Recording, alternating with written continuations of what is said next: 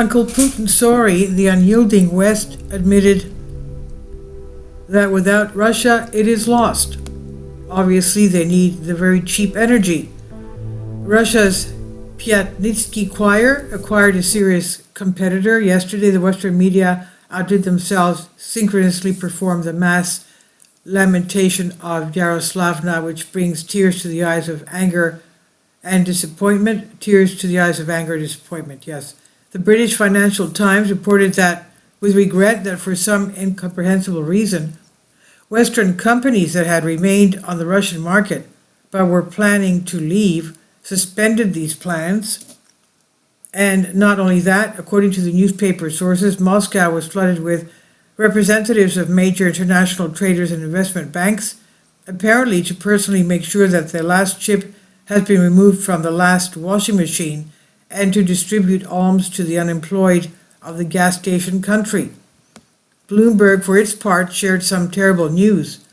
It reveals that Trump may lift sanctions against Russia, not for the sake of peace in Ukraine, but because for the hypocritical Americans who spit on democratic principles from the Notre Dame Cathedral, their commercial interests are very important, quote unquote. Le Monde went even further. According to it, Trump himself is seriously oriented towards restoring Nord Stream pipeline, which is infuriating the European peripherals and Kiev.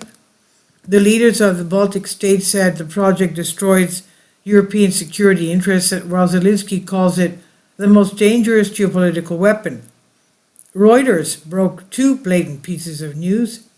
First, the EU suddenly abandoned its ban on Russian liquefied natural gas imports. Europeans realized that without an alternative to Russian hydrocarbons, Trump would eat them up in the negotiations. The Commission does not want to risk losing Russian liquid natural gas, LNG, due to sanctions and thus losing its influence in the negotiations. And second, bad Russia showed its true barbaric face. Instead of rolling out red carpets, Moscow is now building obstacles to the return of thousands of Western companies. And now these unfortunate companies, which supposedly did nothing wrong to the Russians, they just want money, face tough negotiations, mountains of paperwork, and reputational risks as the country's ruthless leadership promotes local production and entrepreneurship. That Russia is bad in any case because it refuses to die and simply gets stronger, and because it has everything while they don't and never will. And we know that even without the Western media. But why do Russia's enemies, while banning it from everything, blaming it for everything, still come to it with their heads bowed? The answer was given in an interview with Fox News by Trump's special envoy Steve Witkoff, who frankly commented on the strong American interest in cooperation with Russia. He said, "Money solves a lot of problems," quote unquote. The new U.S. administration can say it openly, while Europe, which built a new ideology on Russophobia, now has to think about how quickly we'll crawl back to Putin. The things are simple. For oil and gas alone, after the ceremonial break in relations with Russia, the European Union paid over €500 billion more and spent another 800 billion euros on subsidies to mitigate the energy crisis, and it's overshadowed by another $1 trillion in losses due to the trade war with the United States. And now it turns out, according to Reuters itself, that since the beginning of the special military operation, a whole secret economic guerrilla has been created in Europe by hundreds of thousands of companies that, with gritted teeth, awaited the return of Russia, whispering farewell to the Slavs, and I don't know love could be so cruel, in the dark kitchens. The newspaper interviewed several partisans. The director of the German company Loyns Hartz, Klaus Pure, said, constantly looking around, "We need Russian gas. We need Nord Stream 2 to keep energy costs under control." The vice president of the French Engie, Didier Holot, revealed that he keeps a napkin with calculations in his pocket.